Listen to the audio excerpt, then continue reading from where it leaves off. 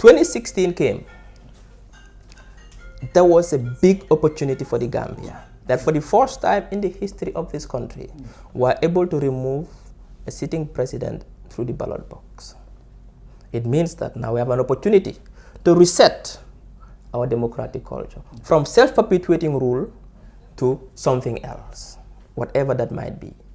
Now, the coalition MOU was handy in the sense that it wants to reset the political norm to a system where we have multi-party competitive democracy, where leaders don't stay too long in power.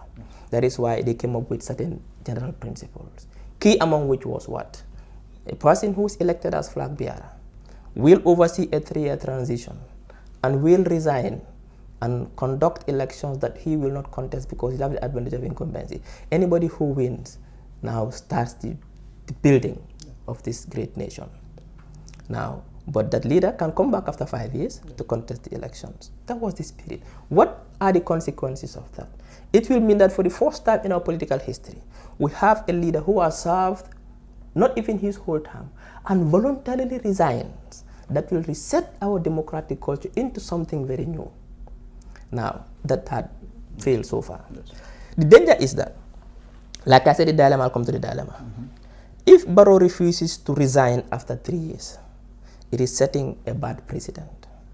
Of course, you said in a recent interview. Exactly. It will setting a bad precedent to say that we have leaders who make promises and they can't keep promises. It is bad for our democracy. It will undo everything that we fought for.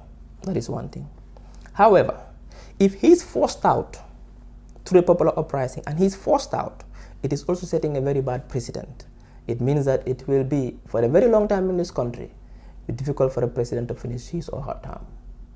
Because why? We're also setting it. So what? Because once people are not happy, they'll come back. We saw it in Gambia, other countries, of course. Yes, of course. They will go out so now, to the street. what do we do as a country? Let us forget about our personal interest and put the interest of the country first.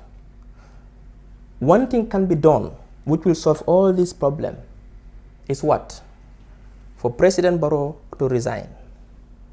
But before he resigns, he appoints a reformist, technocratic vice president who will oversee the rest of the transition period, implement the rest of the reforms, oversee a successful constitutional review and a referendum, organizes elections. All these political leaders, the Hamad Bas, let them all be removed from cabinet. Yes. This president, this reformist president, when Barrow resigns, the vice president becomes the president.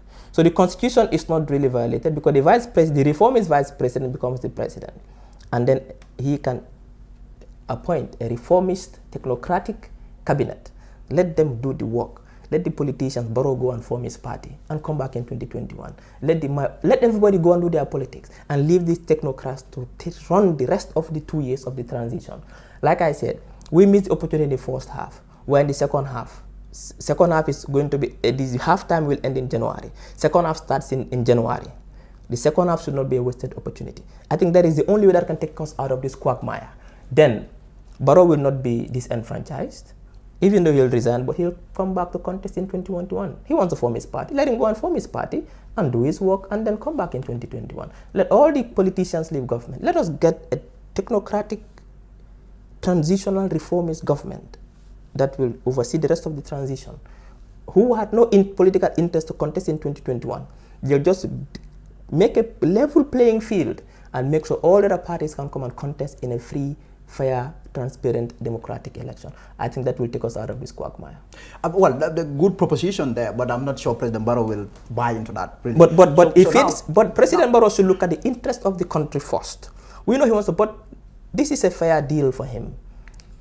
If he really believes that he is going to win the 2022 election, incumbent, he's got the advantage. He's got a little bit of edge. But let's look at the interest of the country, not his interest. Let's look at the interest of the country. That will take us out of this quagmire. Because otherwise we're in trouble. Like I said, if he states it is bad for our democracy, it is if Barrow resigns and if Barrow appoints a reformist vice president and resigns, believe me, will be the envy of the international community. Barrow will be the envy of the international community. Our international partners, France, Britain, EU, they'll respect this small country that really follows democratic values. It will be good for us. It will be good for our democracy. It will set a very good precedent.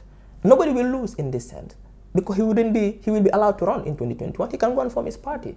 But what we are trying to avoid is a situation where he comes and self-entrenches, or he uses, this should be a fresh start for Gambia.